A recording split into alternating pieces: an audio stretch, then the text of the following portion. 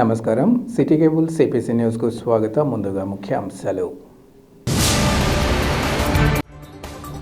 జిల్లాలో ప్రశాంతంగా ప్రారంభమైన 10 పరీక్షలు. పలు కేంద్రాలను తనిఖీ చేసి వివరాలు తెలిపిన జిల్లా విద్యాశాఖ అధికారి శంషుద్దీన్.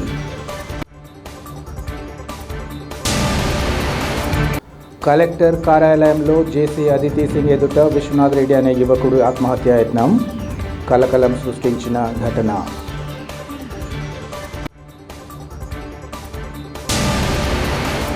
ప్రజా సమస్యల పరిష్కార వేదిక అర్జీలకు త్వరితగతిన నాణ్యమైన పరిష్కారాన్ని అందించాలి. అధికారులకు జిల్లా జాయింట్ కలెక్టర్ అదితి సింగ్ ఆదేశం.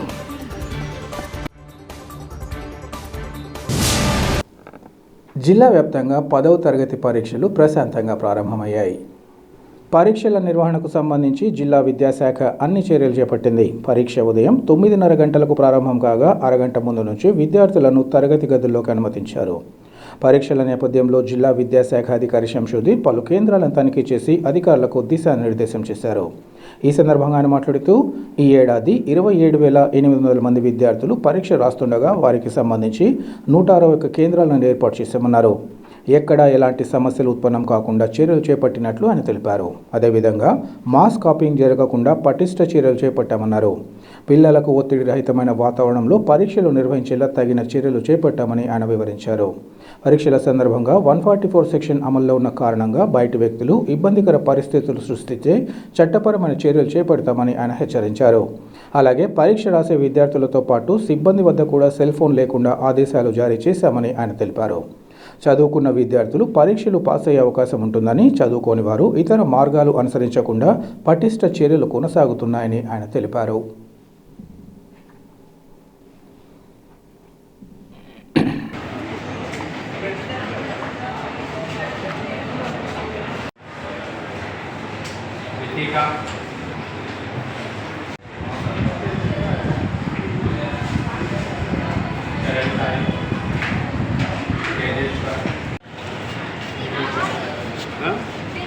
ఇదే లేదు 3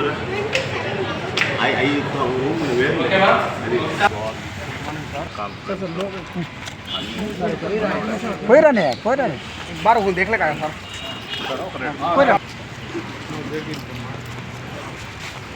పోతున్నటువంటి 27,800 మంది విద్యార్థులు 10th క్లాస్ దాకా 161 సెంటర్లలో చీఫ్లు, ఇన్విజిలేటర్లు, ఫ్లయింగ్ స్క్వాడ్లు, సిట్టింగ్ స్క్వాడ్లు, స్టేట్ అబ్జర్వరు, డిఈఓ, డివైఈఓలు అందరూ కూడా ఎగ్జామ్స్ పర్యవేక్షణ చేయడం అనేటువంటిది జరుగుతుంది. చాలా స్ట్రిక్ట్ వార్నింగ్ అనేటువంటిది ఇవ్వడం జరుగుతుంది.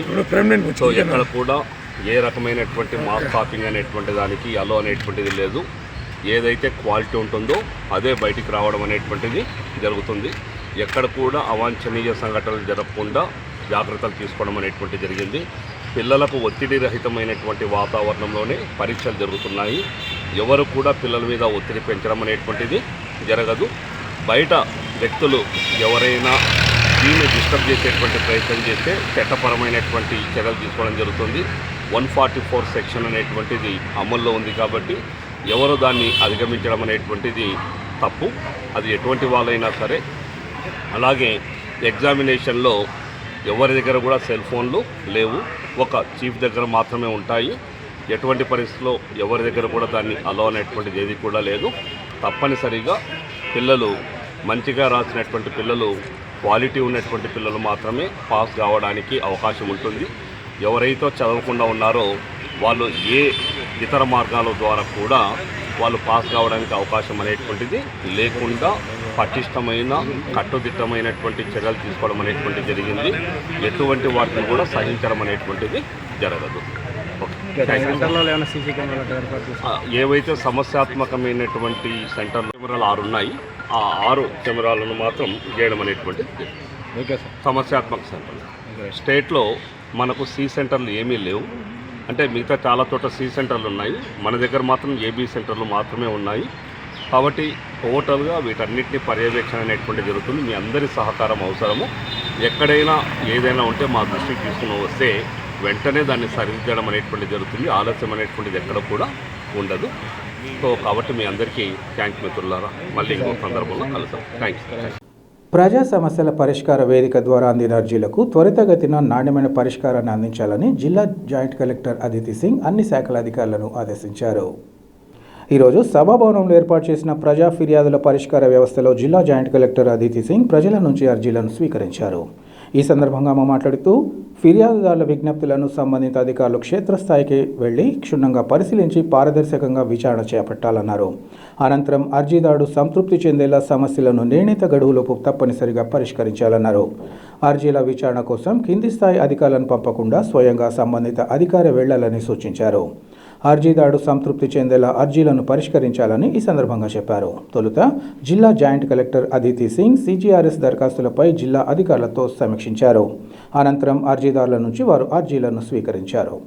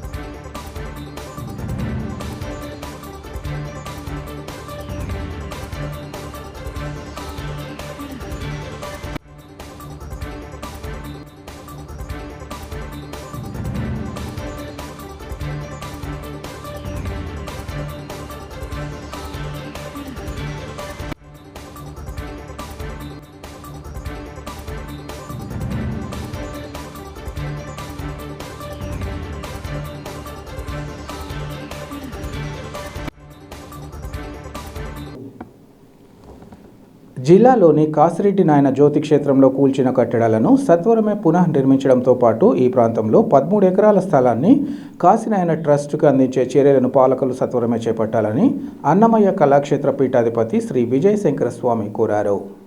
జ్యోతి క్షేత్రంలో జరిగిన కూల్చివేతను నిరసిస్తూ ప్రభుత్వ ముద్దు నిధులను వదిలించేందుకు శ్రీ విజయశంకర స్వామి ఆధ్వర్యంలో భక్తులు కలెక్టరేట్ వద్ద నిరసన వ్యక్తం చేశారు. ఈ సందర్భంగా మాట్లాడుతూ మహానుభావుడైన కాశీనాయన క్షేత్రంలోని కట్టడాల కూల్చివేతను ఏమాత్రం తగదన్నారు. ఈ సంఘటనపై మంత్రి నారా లోకేష్ కూల్చిన కట్టడాలను పునర్నిర్మిస్తామని ముందుకు రావడం జరిగిందన్నారు.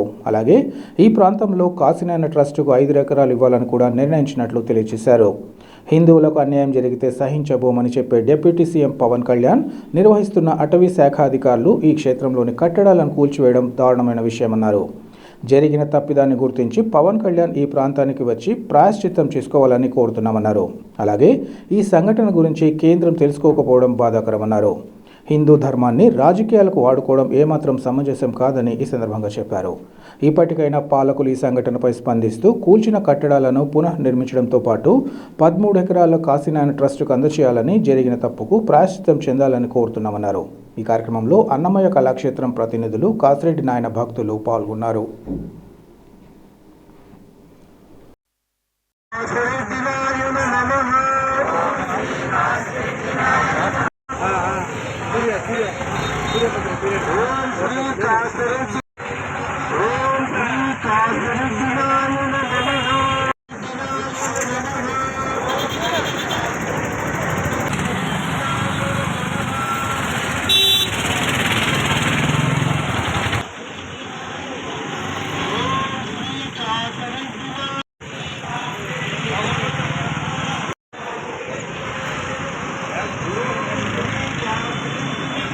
ఓం నమో వెంకటేశాయ. ఓం శ్రీ కాసిరెడ్డి నాయన మహా. ఎందుకంటే కాసిరెడ్డి నాయన జ్యోతి క్షేత్రంలో మార్చి 11వ తారీఖు మేము వందలాది మంది వెళ్ళి 17వ తారీఖు లోపు మాకు నెరవేర్చకపోతే ఇక్కడ కార్యక్రమం చేస్తామని చెప్పాము. ఇక్కడ దానికి స్పందించి లోకేష్ గారు కొంత కట్టడాల పునర్నిర్మాణము, అదేవిధంగా అక్కడ మళ్ళీ ఒక 5 ఎకరాలు స్థలం ఇస్తామని ఇవ్వలేదు, కానీ ఇవ్వడం అనేటువంటిది జరిగింది. మేము కోరేది ఏంటంటే కాసిరెడ్డి నాయన అనేటువంటిది గొప్ప మహానుభావుడు, 600 ఆశ్రమాలు ఉన్నాయి. అసలు మీరు 5 హెక్టార్లు ఇస్తామని చూస్తామని లిమిట్ పెట్టడం ఏంటి? మీరు 5 హెక్టార్లు కాదు 13 హెక్టార్లు ఇచ్చి తీరాలి. ఏం దక్షిణిస్తున్నారా మీరు? కాసిరెడ్డి నాయన అంటే మీకు భక్తి లేదా? 600 ఆశ్రమాలు ఉన్నాయి. భారతదేశంలో ఇటువంటి మహాపురుషులు లేడు. మేము అడుక్కోవాలన్నా మిమ్మల్ని. కనుక మాకు 13 హెక్టార్ల యొక్క స్థలం కావాలి. ఇంకా మేము ప్రధానంగా కోరేది ఏంటంటే మాకు అన్నపూర్ణాలిక్ సనాతన హిందూ అని చెప్పుకున్న పవన్ కళ్యాణ్ గారు ఆయన అటవీ శాఖ మంత్రి ఆధ్వర్యంలోనే దాన్ని కూల్చేశారు. ఆయన అనుమతి లేనిదే కూల్చేస్తారా? కనుక అటవీ శాఖ మంత్రి గారు ప్రాయశ్చిత్త దీక్ష ఇక్కడికి వచ్చి దోతి క్షేత్రంలో చేసుకోవాలని మేము చెప్తున్నాం. హిందూ ధర్మానికి అన్యాయం జరిగితే నేను సహించనన్న పవన్ కళ్యాణ్ గారు అసలు దీని గురించి ఒక్క మాట కూడా మాట్లాడలేదంటే నిజంగా పవన్ కళ్యాణ్ గారికి హిందూ ధర్మం పట్ల చిత్తశుద్ధి ఉందా? హిందూ ధర్మాన్ని రాజకీయాలకు వాడుకోవాలనుకుంటున్నారా? ఈ విషయంలో కనుక మాట్లాడకపోతే పవన్ కళ్యాణ్ గారిని డిప్యూటీ సీఎంకు రాజీనామా చేయాలని మేము కోరుతున్నాము. ప్రధానంగా ఏదైతే కేంద్రం మేము హిందూ ధర్మాన్ని కాపాడుతామని హిందూ రక్షక అని చెప్పినటువంటి మోడీ కేంద్ర ప్రభుత్వం దీన్ని కూల్చేయండి అని దీని గురించి వాళ్ళు తెలుసుకోలేదంటే హిందూ ధర్మానికి చాలా బాధాకరం. అదే కూడా కేంద్ర అటవీ శాఖ మంత్రి కేంద్ర నరేంద్ర మోడీ కూడా ఇక్కడికి వచ్చి సందర్శించుకొని అందరూ కూడా ప్రాయశ్చిత్త చేసుకోవాలి. 13 ఎకరాలు కాసిరెడ్డి ట్రస్ట్కు ఇవ్వాలి. అన్నీ కూడా పునర్నిర్మాణం అనేటువంటి చేయాలి. అటవీ శాఖ మంత్రి ఇక్కడికి ఖచ్చితంగా వచ్చి తీరాలి. ఇక్కడికి లేని పక్షంలో ఆయన రాజీనామా చేయాలని మేము కోరుతున్నాం. కనుక ఏదో హెక్టార్లు ఇచ్చాము పైనటువంటి విషయాలు కాకుండా ఈ ఎన్ని విషయాలు నెరవేర్చడం కోసం ఈరోజు ఇక్కడ ప్రాయశ్చిత్త దీక్ష చేసుకుంటున్న పాపం పోగొట్టుకోవడానికి వీళ్ళందరూ కూడా ఇక్కడ కాసిరెడ్డి నాయన అన్న సమారాధన అనేటువంటి కార్యక్రమం చేస్తున్నాం. ఇది అన్నమయ్య కళాక్షేత్ర పీఠం హెచ్పి సంయుక్త ఆధ్వర్యంలో ఉంది. దీనికి మార్గదర్శులు మా గురుసవన రమణమూర్తి గారు, అదేవిధంగా జయభారత్ కార్యదర్శి లోక్నాథ్ గారు, వంశీ అందరం కలిసి సంయుక్తంగా చేస్తున్నాం. మీడియా మిత్రులకు అందరికీ చేతులెక్కి ముఖ్యది ఏంటంటే ఇది కాసిరెడ్డిని అడుక్కుంటున్నాం మనం. 5 హెక్టార్లు వాళ్ళని వెళ్ళి కనుక మనమందరం కలిసి రాబోయే రోజుల్లో కనుక 13 హెక్టార్లు ఇవ్వకపోతే ఇదే కలెక్టర్ ఆఫీస్ దగ్గర మేము అమరనిరాహార దీక్ష చేస్తామని ఇక్కడ మేము తెలియజేస్తున్నాం.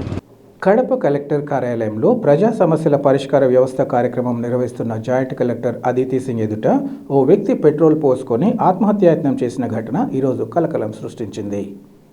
సంఘటన జరిగిన సమయంలో ఆ ప్రాంతంలో వారు తక్షణమే స్పందిస్తూ అడ్డుకోవడంతో బాధితుడికి ప్రాణాపాయం తప్పింది. ఈ సందర్భంగా బాధితుడు చాపాడుకు చెందిన శెట్టిపల్లి విశ్వనాథ్ రెడ్డి మీడియాతో మాట్లాడారు. ప్రొద్దుటూరు గవర్నమెంట్ హాస్పిటల్లో తన భార్యకు ట్యూబెక్టమీ ఆపరేషన్ చికిత్స చేయించానని, అయితే అప్పటి నుంచి తన భార్య అనారోగ్యానికి గురైందన్నారు. వైద్యుల నిర్లక్ష్యం కారణంగా తన భార్య తీవ్ర అనారోగ్యానికి గురైందని ఆవేదన వ్యక్తం చేశారు. ఈ విషయంగా తనకు తగిన న్యాయం చేయాలంటూ ఎన్నోసార్లు అధికారుల చుట్టూ తిరిగినా ప్రయోజనం లేకపోయిందన్నారు. ఈ విషయంగా విసిగి వేశారని, ఆత్మహత్య చేసుకోవాలని నిర్ణయించుకొని కలెక్టరేట్కు పెట్రోల్ బాటిల్తో వచ్చానని ఆయన వివరించారు.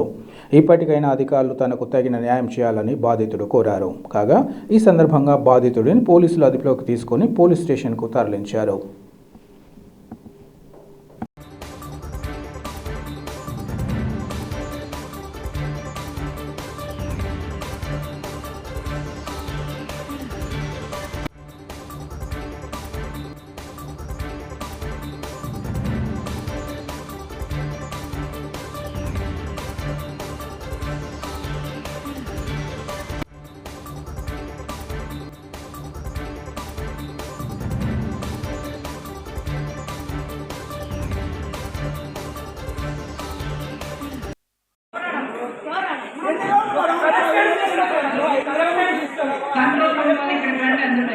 నాకోసం చేయండి, నాకోసం డబ్బులు లేదు. 15 లక్షలు ఖర్చు పెట్టండి, డబ్బుల కోసం రావట్లా. ఇది తెలియనట్టు తగ్గకూడదు.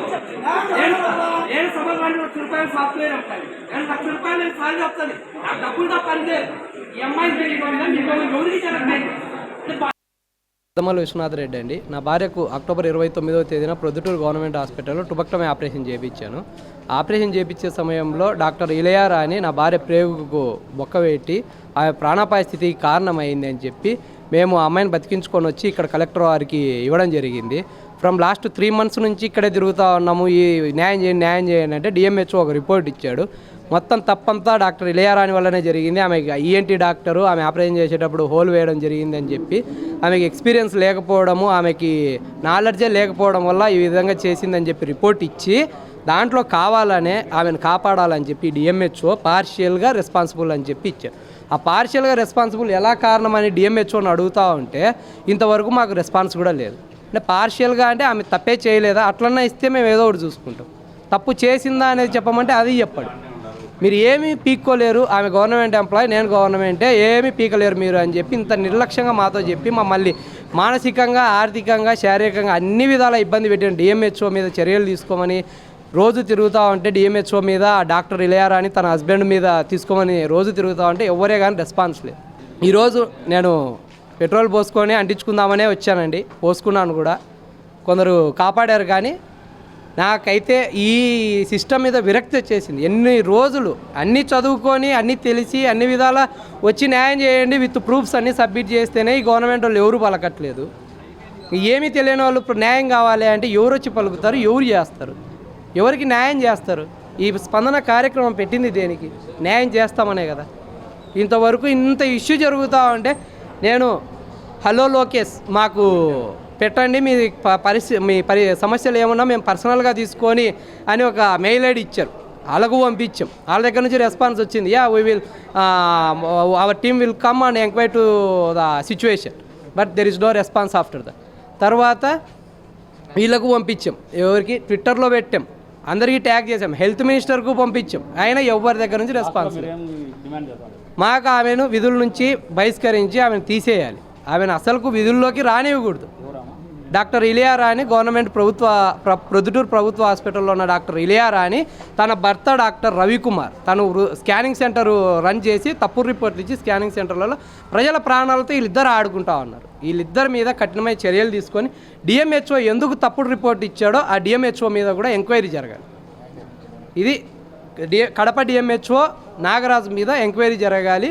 ఇది మా ప్రధాన డిమాండ్. ముఖ్యమంత్రి చంద్రబాబు నాయుడు తన ప్రయోజనాల కోసం రాయలసీమ ప్రజలను తాకట్టు పెట్టడం తగదని వైసీపీ జిల్లా అధ్యక్షులు రవీంద్రనాథ్ రెడ్డి మండిపడ్డారు. కడప నగరంలోని పార్టీ కార్యాలయంలో ఏర్పాటు చేసిన విలేకరుల సమావేశంలో ఆయన మాట్లాడారు. చంద్రబాబు ఎప్పుడు అధికారంలోకి వచ్చినా వర్షాలు పడవన్నారు. తెలంగాణ ప్రభుత్వం శ్రీశైలంలో 800 అడుగుల్లోనే నీటిని వాడుకుంటుందన్నారు. ఆయనకు రాయలసీమపై ఏమాత్రం చిత్తశుద్ధి లేదని, ఆయన హయాంలోనే తెలంగాణ అక్రమంగా ప్రాజెక్టులు కట్టిందన్నారు. అప్పట్లో చంద్రబాబు ఓటుకు నోటు కేసు వల్ల ఒక్క మాట మాట్లాడలేదన్నారు. మరోవైపు కర్ణాటకలో ప్రాజెక్టులు కడుతున్నా ఆనాడు చంద్రబాబు పట్టించుకోలేదన్నారు. కేవలం 50 రోజుల్లోనే ఇప్పుడు రాయలసీమ రిజర్వాయర్లను నింపుకోవాల్సిన పరిస్థితి నెలకొందని ఆవేదన వ్యక్తం చేశారు. వైఎస్ఆర్ పోతిరెడ్డిపాడు సామర్థ్యాన్ని పెంచగా వైఎస్ జగన్ వచ్చిన తర్వాత సీమ ప్రయోజనాలను కాంక్షిస్తూ రాయలసీమ లిఫ్ట్ ఇరిగేషన్ స్కీమ్ చేపట్టారన్నారు. దీన్ని నిర్మించకుండా తెలంగాణలోని టీడీపీ రైతులతో గ్రీన్ ట్రైబ్యునల్ కేసులు వేయించాడని ఇప్పుడు చంద్రబాబు ప్రభుత్వం అటకెక్కించే కార్యక్రమానికి దిగారన్నారు. జగన్కు పేరొస్తుందని చంద్రబాబు రాయలసీమపై కక్ష సాధింపుకు దిగుతున్నారని ఆరోపించారు. ఈ ప్రాజెక్టు కోసం సీమవాసులు పెద్ద ఎత్తున ఆందోళన చేపట్టాల్సిన అవసరం ఉందన్నారు. భవిష్యత్తులో రైతులు చొక్కా పట్టుకుని నిలదీసే రోజు వస్తుందని ఆయన తెలిపారు. YSRCP Rayalaseema lift irrigation scheme కోసం పెద్ద ఎత్తున ఉద్యమిస్తోందని ఈ సందర్భంగా తెలిపారు.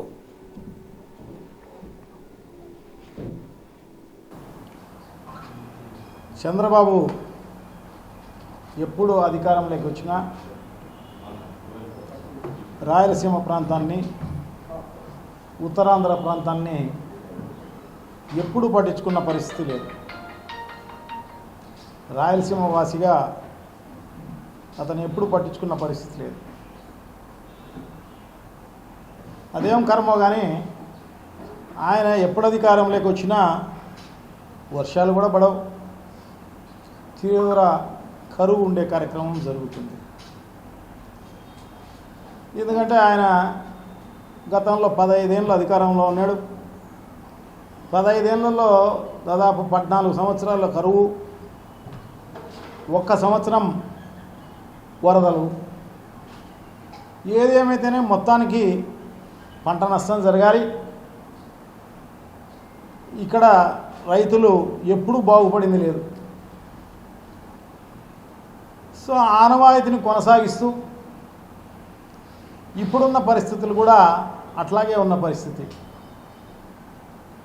సో అదే కాకుండా ఆయన అధికారంలో ఉన్నప్పుడు 2014లో 2019కి మధ్యలో అంటే 15లో అనుకుంటా తెలంగాణ ప్రభుత్వం కలవకుర్తి అయితేనేమి, దాని తర్వాత రంగారెడ్డి పాలమూరు ఎత్తి పథకం అయితేనేమి, డిండి ఎత్తిపోతల పథకం అయితేనేమి, ఇవన్నీ కూడా అక్రమంగా నీటి కేటాయింపులు లేవు, ఏమి లేవు. అక్రమంగా నిర్మిస్తూ ఉన్నా కూడా అప్పటి రాష్ట్ర ప్రభుత్వం దాన్ని పట్టించుకున్న పరిస్థితి లేదు. ఎందుకంటే ఆయన ఓటుకు నోటు కేసులో హైదరాబాద్ నుంచి గెంటి వేయబడడం జరిగిందన్నమాట. పారిపోయి రావడం జరిగింది. ఈయన కేసులు పెడతారేమో అని.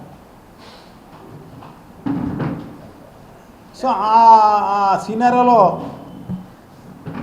ఇది ఏమన్నా చేస్తే ఆయనకి ఏమైనా ఇబ్బంది ఏమో అనుకున్నాడో ఏమో, ఎక్కడ ఏమాత్రం అబ్జెక్షన్ చేసింది లేదు, ఎక్కడ పట్టించుకున్న పరిస్థితి కూడా లేదు. శ్రీశైలం ఎత్తు గరిష్ట ఎత్తు 885 అడుగులు అయితే 880 అడుగులకు పైన నీళ్ళు ఉంటే కానీ తెలంగాణ కానీ మనం కానీ రాయలసీమలో కానీ తీసుకునేదానికి అవకాశం లేదు. కానీ కరెంటుకు మాత్రం 800 అడుగులకు ఉంటే చాలు కరెంటు ఉత్పత్తి చేసుకోవచ్చు. సో తెలంగాణ ప్రభుత్వం ఆ ఎడమ వైపు ఉన్న ఇది అనుకుంటా. సో ఆ పక్క ఉన్న తెలంగాణ ప్రభుత్వానికి సంబంధించిన హైడల్ పవర్ ప్రాజెక్టులు అవసరం ఉండు అవసరం లేకపో కరెంటు ఉత్పత్తి చేసే కార్యక్రమం జరుగుతుంది. కిందికి నీళ్ళు అయితే పోతాయి. అంటే మినిమం లెవెల్ కూడా మెయింటైన్ చేయకుండా చేస్తున్నా కూడా ఈ ప్రభుత్వం ఎప్పుడు కూడా పట్టించుకున్న పరిస్థితి లేదు. చాలా దారుణం. రాయలసీమ ప్రజలను తాకట్టు పెట్టి రాయలసీమ ప్రజలను ఇబ్బంది పాలు చేసే విధంగా సాగునీటి కథ దేవుడు ఎరుగు, కనీసం తాగునీటికి కూడా వచ్చే పరిస్థితి లేదు. మన పరిపాలకుడు చంద్రబాబు నాయుడు గారు ఈ రకంగా ఈ రాష్ట్రాన్ని రాయలసీమ ప్రజలను కష్టాల పాలు, నష్టాల పాలు, ఇబ్బందుల పాలు చేసే కార్యక్రమం చేస్తున్నాను. భవిష్యత్తులో తాగేదానికి కూడా నీళ్లు ఉండని పరిస్థితి ఉంటుంది అని చెప్పి తెలియజేసుకుంటూ, సో తప్పకుండా ఇటువంటి పరిపాలకులకు బుద్ధి చెప్పాల్సిన అవసరం తప్పకుండా ఉంది. వాళ్ళ స్వార్థ రాజకీయాల కోసం ప్రజలను బలి తీసుకునే కార్యక్రమానికి ఖచ్చితంగా అడ్డు చెప్పాల్సిన అవసరం తప్పకుండా ఉంది. తమ న్యాయమైన సమస్యలను సత్వరమే పరిష్కరించేందుకు ప్రభుత్వం తగిన చర్యలు చేపట్టాలని వైద్యమిత్ర యూనియన్ నాయకుడు విజయ్ కోరారు. ఎన్టీఆర్ వైద్య సేవలో పనిచేస్తున్న వైద్య మిత్రులను కాంట్రాక్ట్ ఉద్యోగులుగా గుర్తించి కనీస వేతనం అమలు చేయాలని డిమాండ్ చేస్తూ కడప నగరంలోని ఎన్టీఆర్ వైద్య సేవ కార్యాలయం ఎదుట ఆయా ఉద్యోగులు ఆందోళనకు దిగారు. తమకు ఉద్యోగ భద్రత కల్పించాలంటూ వైద్య మిత్రులు నినాదాలు చేశారు. ఈ సందర్భంగా ఆయన మాట్లాడుతూ ఎన్టీఆర్ వైద్య సేవల్లో 17 సంవత్సరాల నుంచి పనిచేస్తున్న వైద్య మిత్రులకు అంతర్గత ప్రమోషన్లు కల్పించాలన్నారు. ఎన్టీఆర్ వైద్య సేవ ఉద్యోగి చనిపోయిన కుటుంబాలకు 15 లక్షల ఎక్స్గ్రేషియా, రిటైర్మెంట్ బెనిఫిట్ 10 లక్షలు, ప్రభుత్వ ఉద్యోగాలలో వెయిటేజ్ కల్పించాలన్న న్యాయమైన డిమాండ్లతో తాము ఆందోళన బాటపట్టామన్నారు. సీఈఓకు తమ సమస్యలను పలుమార్లు విన్నవించినా పరిష్కరించలేదని, అందుకోసం శాంతియుతంగా నిరసన తెలియజేస్తున్నట్లు వారు తెలిపారు. ఇప్పటికైనా ప్రభుత్వం తమ సమస్యల పట్ల సానుకూలంగా స్పందించాలని ఆయన కోరారు. ప్రెసిడెంట్గా మాట్లాడుతున్నాను. గత 17 సంవత్సరాల నుంచి మేము డాక్టర్ ఎన్టీఆర్ వైద్య సేవలో పనిచేస్తున్నాము. మాకు ఇంతవరకు ఉద్యోగ భద్రత కల్పించలేదు. ఉద్యోగ భద్రత కల్పించాలి. అలాగే మాకు క్యాడర్ ఇచ్చి జీతాలు పెంచి ప్రభుత్వం నిర్ణయం తీసుకోవాలి. ఇంకొక విషయం ఏంటంటే కనుక ఆరోగ్య మిత్ర ఎవరైనా చనిపోతే కుటుంబానికి 15 లక్షలు ఎక్స్గ్రేషియా ప్రకటించాలి. డ్యూటీలో ఉండి రిటైర్డ్ అయిన ఆరోగ్య మిత్రకు మినిమం 10 లక్షలు బెనిఫిట్ ఇవ్వాలి అని ఈ 3 పాయింట్లతో మేము ప్రభుత్వానికి మొరపెట్టుకుంటున్నాము. దీని గురించి ప్రభుత్వం ఆలోచించేసి నిర్ణయం తీసుకుని మాకు న్యాయం చేయాలని మేము కోరుచున్నాము. ప్రొద్దుటూరు పరిధిలో 10వ తరగతి పరీక్షలు ప్రశాంతంగా ప్రారంభమయ్యాయి. మండల పరిధిలో మొత్తం 26 పరీక్షా కేంద్రాలలో 3,700 మంది విద్యార్థులు 10th పరీక్షలకు హాజరవుతున్నారని, వీరి కోసం 200 మంది సిబ్బందిని పరీక్షల నిర్వహణ కోసం వినియోగించామని ఎంఈఓ శోభరాణి తెలిపారు. ఎద్దుల సుబ్బమ్మ బాలికల పాఠశాల పరీక్ష కేంద్రాన్ని ఆమె ఈరోజు పరిశీలించారు. ఆర్జేడీ సూచనల మేరకు పరీక్ష కేంద్రాల్లో నీటి సదుపాయంతో పాటు అత్యవసర వైద్య సేవలు అందించేందుకు బృందాన్ని కూడా ఏర్పాటు చేసినట్లు ఆమె తెలిపారు. ఎప్పుడూ లేని విధంగా ఈసారి హెడ్ మాస్టర్లను కూడా ఫ్లయింగ్ స్క్వాడ్ కింద నియమించినట్లు ఆమె పేర్కొన్నారు. విద్యార్థులు ప్రశాంతయుత వాతావరణంలో పరీక్షలు రాసేలా అన్ని చర్యలు చేపట్టామని శోభారాణి ఈ సందర్భంగా తెలిపారు. నమస్కారం అండి. మరి ప్రొద్దుటూరు మండలంలో మొత్తం 23 సెంటర్లు 10వ తరగతి విద్యార్థులకు కేటాయించడమైంది. పబ్లిక్ పరీక్షలకు 23 సెంటర్లలో దాదాపు 200 మంది సిబ్బందిని ఇన్విజిలేటర్స్, డిపార్ట్మెంటల్ చీఫ్గా అలాట్ చేయడం జరిగింది. మరి అన్ని సెంటర్లలో కూడా సఫిషియెంట్గా అన్ని రకాల వసతులను కల్పించడం అయినది. మరి ఆర్జేడీ గారు చెప్పినట్లు ప్రతి సెంటర్లో కూడా స్ట్రిక్ట్గా పరీక్షలు జరిపే విధంగా చీఫ్ డిపార్ట్మెంటల్ అన్ని విధాలైనటువంటి చర్యలను తీసుకోవడం అయింది. ప్రతి సెంటర్లో కూడా నీళ్ళ సదుపాయాన్ని తప్పకుండా కల్పించాలని తెలియజేసిన విధంగా అన్ని సెంటర్లలో నీళ్ళ సదుపాయం మరియు మెడికల్ ఫెసిలిటీస్ కూడా కల్పించారు.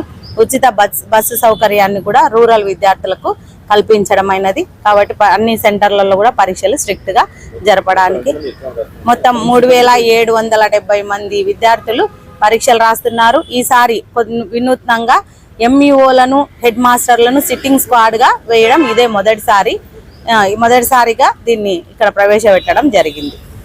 క్రికెట్ బెట్టింగ్ నిర్వహిస్తున్న 4 వ్యక్తులను అరెస్ట్ చేసి వారి వద్ద నుంచి 1,20,000 రూపాయల నగదు, 5 సెల్ ఫోన్లను ప్రొద్దుటూరు 1 టౌన్ పోలీసులు స్వాధీనం చేసుకున్నారు. ఈ మేరకు 1 టౌన్ సిఐ రామకృష్ణారెడ్డి మీడియాతో మాట్లాడుతూ వివరాలు వెల్లడించారు. ఇటీవల జరిగిన ఛాంపియన్ ట్రోఫీ మ్యాచ్కు సంబంధించిన బెట్టింగ్ నగదు లావాదేవీలను చూసుకుంటున్న సమయంలో నాగేంద్ర మరో 3గురిని పోలీసులు అరెస్ట్ చేశారన్నారు. మరికొంతమంది బెట్టింగ్ కార్యకలాపాలకు సంబంధించిన సమాచారం లభించిందని, త్వరలోనే బెట్టింగ్కు పాల్పడిన వారందరినీ అరెస్ట్ చేస్తామని సిఐ వివరించారు. ఈరోజు సాయంత్రం 4 గంటల సమయంలో ఎర్రగుంట్ల ఈ ప్రొద్దుటూరు బైపాస్ రోడ్లో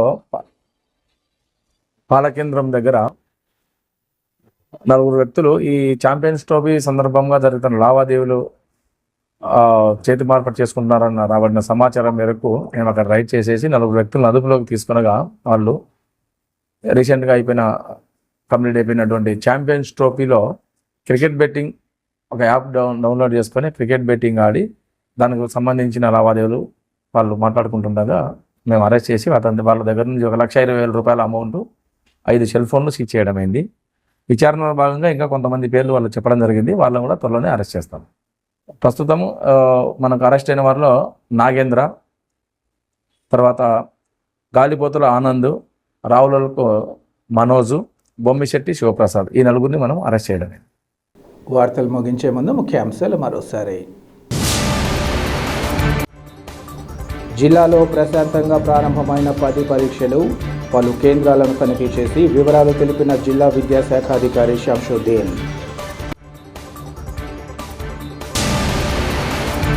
కలెక్టర్ కార్యాలయంలో జేసీ అదితి సింగ్ ఎదుట విశ్వనాథ్ రెడ్డి అనే యువకుడు ఆత్మహత్యాయత్నం కలకలం సృష్టించిన ఘటన.